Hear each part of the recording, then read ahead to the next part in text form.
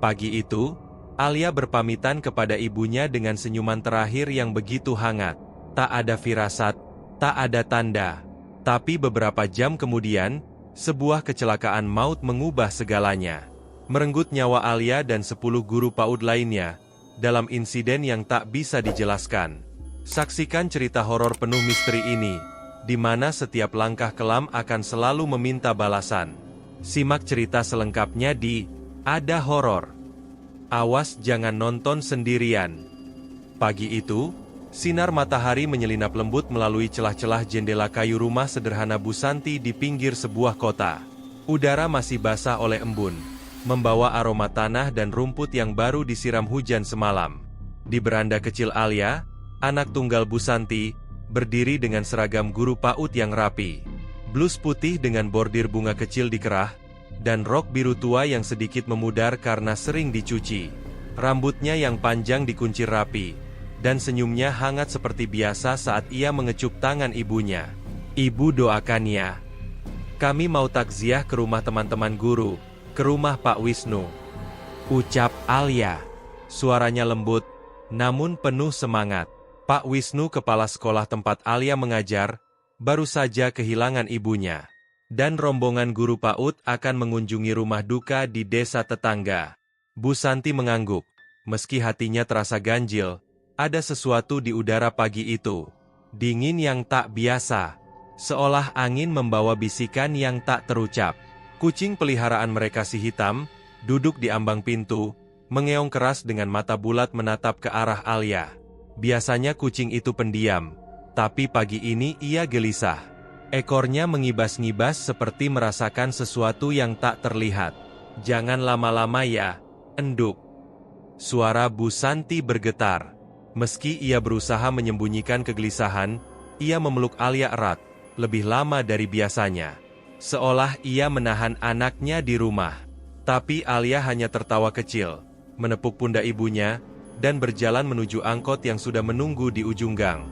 Klakson angkot terdengar 2 kali, dan rombongan guru yang riuh dengan obrolan pagi, melambai ke arah Bu Santi. Ia membalas lambaian itu, tapi hatinya terus bergidik. Saat angkot menghilang di tikungan, Bu Santi menatap pintu kosong. Si hitam masih mengeong, suaranya kini seperti isahkan. Ada apa, nak? Gumam Bu Santi pada kucing itu, tapi tak ada jawaban.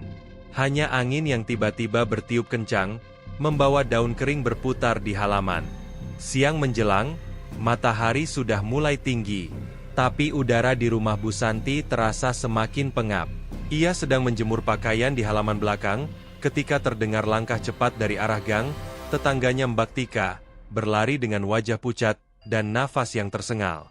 Bu Santi, Bu Santi. Dia berteriak. Suaranya pecah oleh kepanikan. Alia, Bu. Rombongannya kecelakaan. Truk nabrak angkot mereka di jalan raya. Dunia seakan berhenti berputar. Pakaian yang sedang dijemur jatuh dari tangan Bu Santi, tercecer di tanah. Tubuhnya lemas, lututnya gemetar. Kecelakaan. Alia? Aliaku. Ia tak mampu menyelesaikan kalimatnya. Mbak Tika memapahnya, dan dengan tergesa mereka menuju puskesmas terdekat, tempat para korban dilarikan. Di puskesmas suasana kacau. Tangisan keluarga korban memenuhi udara, bercampur dengan bau antiseptik dan darah. Bu Santi berjalan dengan langkah gontai. Matanya mencari-cari sosok Alia di antara kerumunan. Di ruang jenazah, ia melihat deretan keranda tertutup kain putih. Seorang petugas medis dengan wajah muram, menyerahkan daftar nama korban. Nama, Alia Puspitasari, tertulis di urutan ketiga. Bu Santi menjerit, tubuhnya ambruk ke lantai. Petugas membawanya ke salah satu keranda. Dengan tangan gemetar, Bu Santi membuka kain penutup. Di sana terbaringlah Alia. Wajahnya pucat namun utuh, tanpa luka yang terlihat. Tapi yang membuat jantung Bu Santi hampir berhenti adalah senyuman di bibir anaknya. Senyum tipis hampir damai, seolah ia hanya tertidur. Alia, bangun, nak. Bangun, bisik Bu Santi. Tapi tubuh itu tetap diam, dingin seperti udara pagi tadi. 3 hari setelah pemakaman, rumah Bu Santi terasa hampa. Foto-foto Alia masih tergantung di dinding ruang tamu. Senyumnya seolah menatap ibunya setiap saat. Malam itu, Bu Santi tak bisa tidur. Ia duduk di kursi goyang tua menatap langit-langit, sambil mendengar suara jangkrik dari luar. Tiba-tiba ketukan pelan terdengar dari kamar Alia. Tok tok tok. Bu Santi membeku. Suara itu datang dari lemari pakaian kayu tua di sudut kamar Alia. Lemari itu sudah lama kosong. Alia hanya menyimpan beberapa baju dinas dan pakaian kesayangannya di sana. Dengan jantung berdebar, Bu Santi bangkit dan berjalan menuju kamar itu. Suara ketukan itu semakin jelas.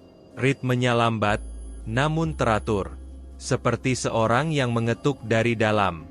Bu, buka, dingin, Bu. Suara itu membuat darah Bu Santi membeku. Itu suara Alia, lembut, penuh kehangatan. Namun kini terdengar serak, seperti berasal dari dunia lain. Dengan tangan gemetar, Bu Santi memegang gagang lemari. Ia menarik nafas dalam, berdoa dalam hati, lalu membuka pintu lemari itu dengan cepat, seret. Tidak ada apapun di dalam. Hanya baju-baju Alia yang tergantung rapi, bergoyang pelan seolah tersentuh angin. Tapi udara di kamar itu tiba-tiba berubah. Bau bunga melati yang kuat, bercampur dengan sesuatu yang metalik seperti darah. Bu Santi menutup lemari dengan keras, berlari keluar kamar dan mengunci pintu. Malam itu ia tidur dengan lampu menyala, memeluk bantal Alia yang masih berbau sabun anaknya. Seminggu berlalu, tapi Bu Santi tak pernah bisa tidur nyenyak. Setiap malam ia merasa ada yang mengawasinya dari sudut-sudut rumah.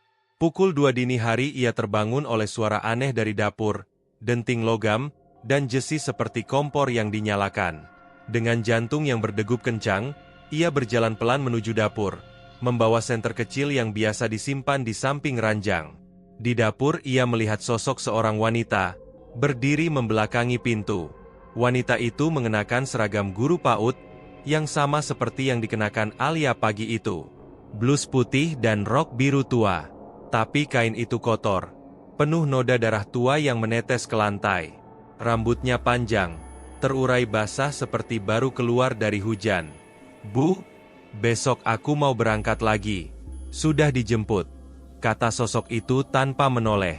Suaranya adalah suara Alia, tapi ada nada aneh di dalamnya, seperti gema dari ruang kosong. Bu Santi menjatuhkan senter. Cahayanya memantul di lantai, menerangi jejak kaki basah yang bercampur tanah merah. Alia. Nak, itu kamu? Tanyanya dengan suara bergetar. Ia melangkah mendekat. Tapi saat tangannya hampir menyentuh pundak sosok itu, tubuh itu lenyap seperti asap. Dapur kembali sunyi, hanya menyisakan jejak kaki basah, dan aroma tanah yang menyengat. Kompor yang tadi berdesis kini mati, tapi kenopnya masih terbuka. Bu Santi menangis terseduh, memeluk dirinya sendiri di tengah dapur yang gelap. Alia, pulanglah, nak. Keesokan harinya, Bu Santi memutuskan pergi ke makam Alia. Ia membawa seikat bunga melati, bunga favorit anaknya. Berharap bisa menenangkan hatinya yang kacau. Makam Alia terletak di ujung pemakaman desa, di bawah pohon Kamboja yang daunnya berguguran. Tapi saat tiba, Bu Santi terpaku, nisan Alia terguling retak di bagian tengah. Di sekitar makam, bunga-bunga liar tumbuh tidak beraturan, dan ada bekas kemenyan yang terbakar setengah, masih meninggalkan aroma asap yang menyengat. Penjaga makam Pak Kirta menghampiri dengan wajah cemas. Ibu, ini ya, semalam ada yang menggali makam anak ibu. Kami dengar suara cangkul, tapi pas kami dekati, tidak ada siapapun. Hanya ini yang tertinggal. Ia menunjuk tumpukan tanah yang masih basah di samping makam.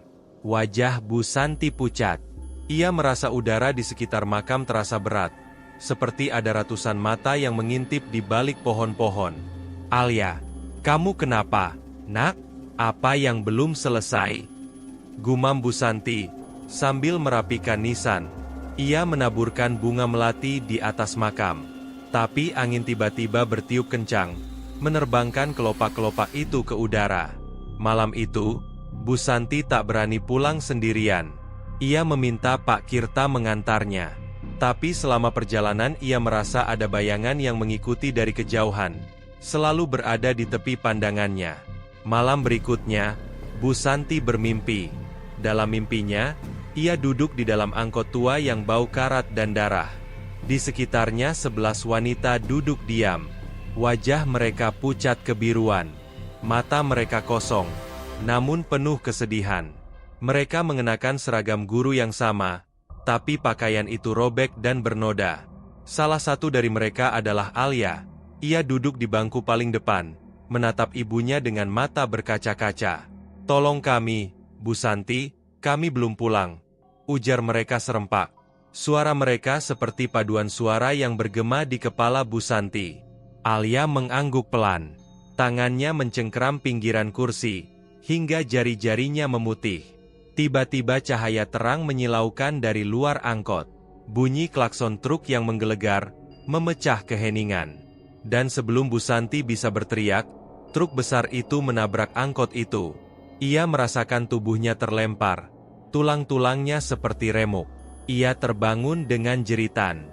Tubuhnya basah oleh keringat. Saat ia menyentuh lengannya, ia menemukan lebam-lebam biru yang tak bisa dijelaskan. Seolah ia benar-benar ditabrak. Bu Santi tak bisa tinggal diam. Ia memutuskan mencari tahu tentang kecelakaan yang merenggut nyawa Alia dan 10 guru lainnya. Dengan bantuan Pak Kirta, ia mendatangi kantor polisi setempat. Seorang polisi muda Raka menerima laporan dengan wajah penuh simpati. "Sopir truk itu aneh, Bu.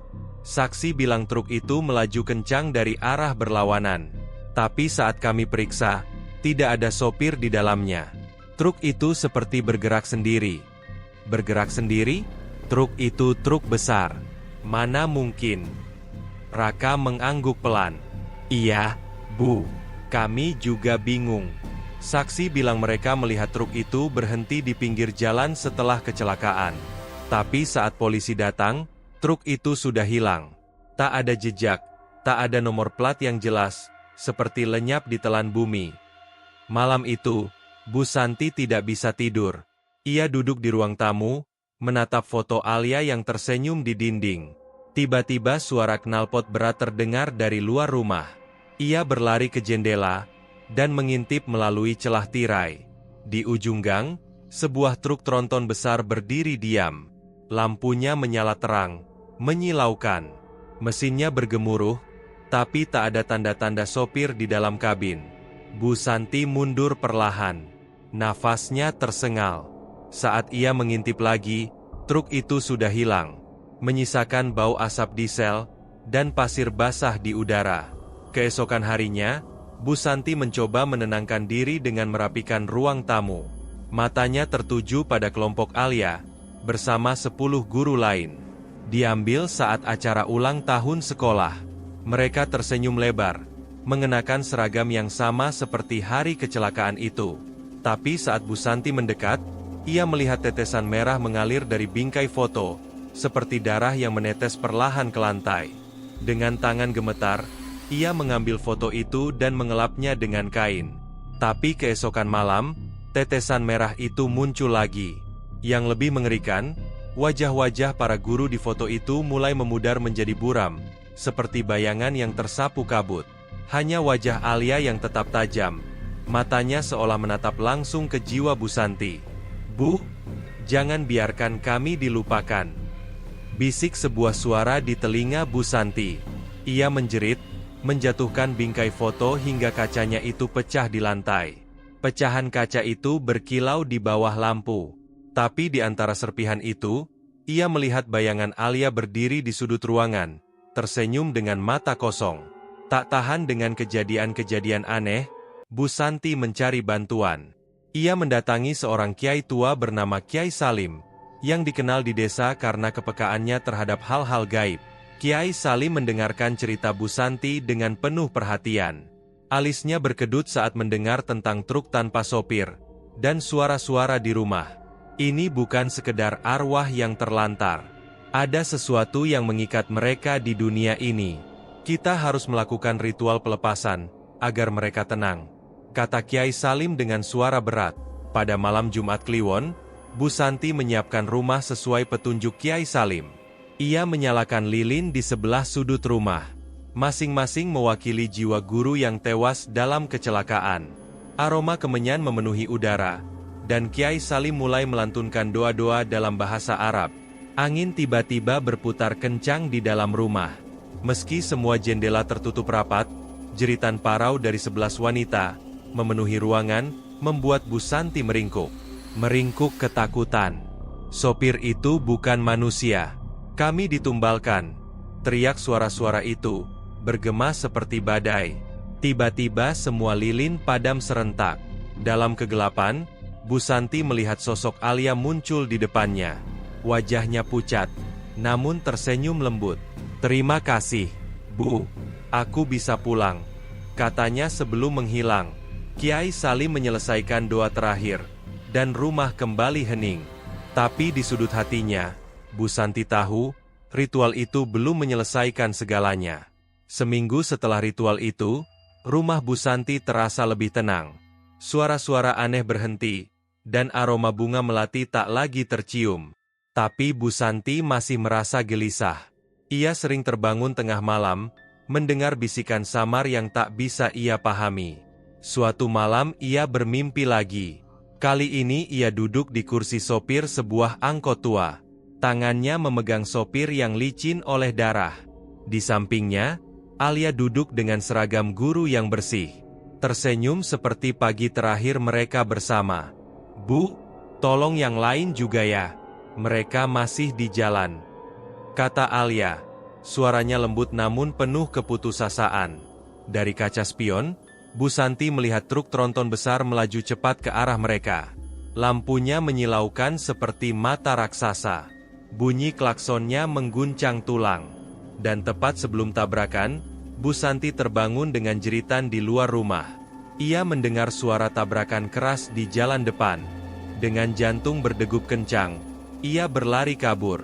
Tapi tak ada apapun di sana. Hanya jejak ban besar yang membekas di tanah basah, dan aroma pasir serta bau darah yang menyengat di udara. Di kejauhan ia mendengar suara knalpot truk, yang perlahan memudar seperti sedang pergi ke dunia lain. Hari-hari berlalu, tapi Bu Santi tidak pernah benar-benar pulih. Ia mulai mengunjungi keluarga para guru lain yang tewas dalam kecelakaan itu. Berbagi cerita dan kesedihan. Mereka juga mengalami kejadian aneh, suara ketakutan, bayangan di malam hari, dan mimpi tentang angkot yang tak pernah sampai tujuan. Bersama, mereka memutuskan untuk mengadakan doa bersama di makam para guru. Berharap arwah mereka menemukan kedamaian. Tapi setiap malam Jumat, Bu Santi masih mendengar suara knalpot truk di ujung gang. Ia tak pernah berani mengintip lagi. Tapi si hitam, kucing peliharaan Alia, selalu mengeong ke arah pintu. Seolah melihat sesuatu yang tak terlihat oleh mata manusia. Di sudut ruang tamu, hantu Alia masih tersenyum. Tapi kini ada kilau aneh di matanya. Seolah berkata, "Bu, kami masih di sini, di jalan yang tak pernah berakhir." Tamat. Jika kamu suka dengan cerita-cerita seru seperti ini, jangan lupa untuk like, subscribe, dan tekan tombol loncengnya agar kamu tidak ketinggalan update cerita horor seru lainnya. Jangan lupa untuk share video ini ke teman-temanmu, agar lebih banyak orang yang bisa menikmati kisah misteri dan horor seperti ini. Terima kasih sudah menonton.